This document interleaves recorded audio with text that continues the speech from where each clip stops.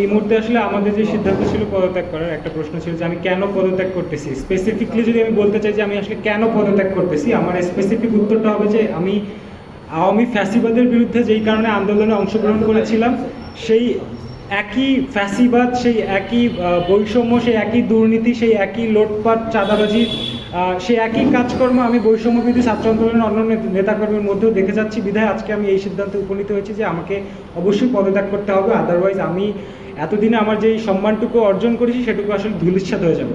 That's why আজকে আমি এখানে এসেছি, আজকে আপনাদের সামনে সবার সামনে আসছি যে পদত্যাগ করবো। আমি যদি নির্দিষ্ট করে কারো নাম বলতে যাই, সেক্ষেত্রে আরও একটু বিশদভাবে আলোচনা করা প্রয়োজন যে বৈষম্যবিরোধী ছাত্র আন্দোলনে যখন আমাদেরকে ঢাকায় কেন্দ্রে ডাকা হয় যে আপনারা যারা বৈশার কমিটিতে আসবেন তাদেরকে অবশ্যই আপনাদের পূর্ববর্তী রাজনৈতিক বন্দোবস্তকে বাদ দিয়ে তারপরে আসতে হবে। কিন্তু বিগত দিনে আমি যেটা দেখেছি, এইখানে বিশেষ করে বাংলাদেশ ছাত্র শিবির, ইসলামী ছাত্র আন্দোলনের বাকি নেতারা এখানে আসতেছেন, তারা তাদের ক্ষমতা প্রতিষ্ঠিত করতেছেন, তারা ওইভাবে করে অধিষ্ঠিত হয়ে এইখানে বৈশার নেতৃত্ব দিচ্ছেন, আবার গোপনে প্রকাশ্যে তারা অন্যান্য রাজনৈতিক দলের সাথেও লিপ্ত আছেন এবং তারা আসলে বৈষম্যবিরোধী ছাত্র আন্দোলনের ব্যানারটাকে ব্যবহার করে দুর্নীতিই করে যাচ্ছেন। আমি এখন পর্যন্ত কোনো একজন নেতাকে দেখিনি যিনি আপামর জনগণের জন্য কাজ করেছেন, যিনি এই জনসাধারণের জন্য যে আন্দোলনটা আমরা করেছিলাম সেই আন্দোলনের কোনো একটা ভূমিকা তারা পালন করেছে। তারা করেছে মামলা বাণিজ্য, তারা মামলা দিয়েছে 200 ব্যক্তির নামে মামলা দিয়ে সেখান থেকে 150 জনকে বাদ দিয়ে দিয়েছেন। আপনারা আসলে আমাদের যখন প্রশ্ন ছিল যে এই 150 জন তারাও তো আমি ফ্যাসিবাদ ছিল, তাহলে তাদেরকে কেন বাদ দিয়েছেন, তারা আসলে তার কোনো সুনির্দিষ্ট উত্তর আমাদেরকে দিতে পারেনি। তাদেরকে দেখা যায় কোনো সরকারি অধিদপ্তরে, তাদেরকে দেখা যায় কোনো সরকারি এক্সিএনের অফিসে তারা বসে আছেন কোনো একটা ঠিকাদারির লাইসেন্সের উপরে কোনো কাজ নেওয়ার জন্য। আসলে কেন, এটি কি আপনাদের উদ্দেশ্য ছিল? আমার প্রশ্ন, যখনই এদের বিরুদ্ধে এই প্রশ্নগুলো যখনই তাদের প্রতি আমরা করেছি তখন তারা কোনো সুনির্দিষ্ট উত্তর আমাদেরকে দিতে পারেনি। এবারে আসেন হচ্ছে দুর্নীতি আসলে কত স্তরে তারা করেছেন। দুর্নীতি করেছেন, তারা জনগণকে নিয়ে নষ্ট রাজনীতির মধ্যে লিপ্ত হয়েছেন, তারা জনগণের নাম বিক্রি করে খেয়েছেন। আমি যদি স্পেসিফিকলি বলতে যাই, সিটি কর্পোরেশনের যারা বিগত দিনের কর্মজীবী ছিলেন তাদেরকে নিয়ে পর্যন্ত তারা রাজনীতি করে গেছেন। তাদের চাকরি দেওয়া, তাদের চাকরি নেওয়া, তাদেরকে বাদ দেওয়া, এইসব নিয়েও তারা রাজনীতি করে গেছেন। তারা জনগণের নামে টাকা লুটপাট করেছেন।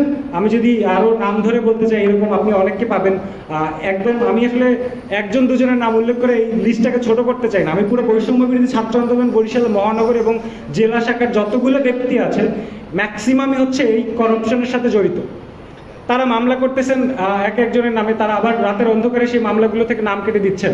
এর সাথে শুধু যে বৈষম্যবিরোধী ছাত্র আন্দোলনের নেতারাই জড়িত তা কিন্তু নয়। আপনি তাকালে দেখবেন এখানে আমাদের সরকারি অনেক কর্মকর্তারাও এর সাথে জড়িত আছেন।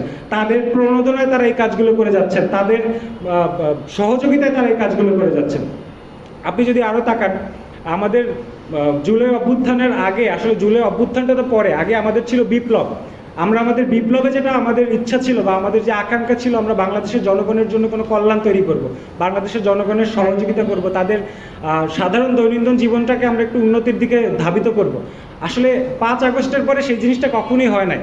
লিস্টের যে নেতাকর্মী আছেন তাদের জীবন ধারণের অনেক উন্নতি হয়েছে। আমরা দেখেছি কেউ জিক্সার চালাচ্ছেন, আমরা দেখেছি কেউ প্রাডো গাড়িতে, আসলে এটা হাসির কথাই, কাউকে দেখেছি আমরা প্রাডোতে ঘুরে বেড়াচ্ছেন, কাউকে দেখেছি 5 স্টার রেস্টুরেন্টে খাচ্ছেন।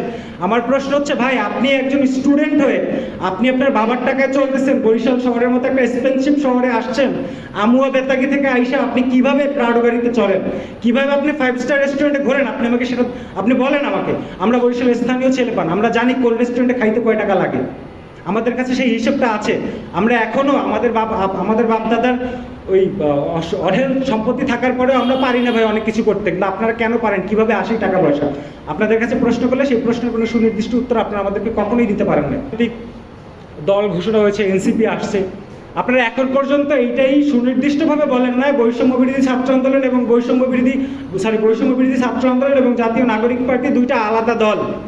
বৈষম্যবিরোধী ছাত্র আন্দোলন একটা আলাদা একটা স্বতঃস্ফূর্ত সংগঠন, আর নাগরিক পার্টি হচ্ছে একটা রাজনৈতিক দল। আপনারা সেটা এখন পর্যন্ত খোলাসা করেন নাই যে আপনাদের সাথে কোনো সম্পর্ক নাই, অথচ আপনারা এনসিপি এবং বৈষম্যবিরোধী ছাত্র আন্দোলন দুইটা ব্যানারকে ব্যবহার করে মানুষকে বেঁচে খাচ্ছেন। তো আমার মনে হচ্ছে ভাই, আমরা যতটুকু সম্মান অর্জন করেছি, আমার যতটুকু সেলফ রেসপেক্ট আছে, সেই জায়গা থেকে আমি দুদিন পরে মানুষের জুতার বাড়ি খাওয়ার জন্য প্রস্তুত নিয়ে নিতে পারবো না। আজকে আপনারা যে সমস্ত আমাদের বৈষম্যবিরোধী ছাত্র আন্দোলনের নেতাকর্মীরা যে সমস্ত কার্যকলাপে জড়িত হচ্ছেন, আমি শিওরি দিয়ে বলতে পারি বাংলার জনগণ খুব শিগগিরই তাদেরকে আওয়ামী ফ্যাসিবাদ যেভাবে আমরা দূর করেছি এই বৈষার নেতাদেরকেও খুব শিগগিরই সেভাবে দূর করবেন। তো সেই কাতারে আমি পড়তে চাই না বিধায় আজকে আমি এখানে পদত্যাগ করতেছি।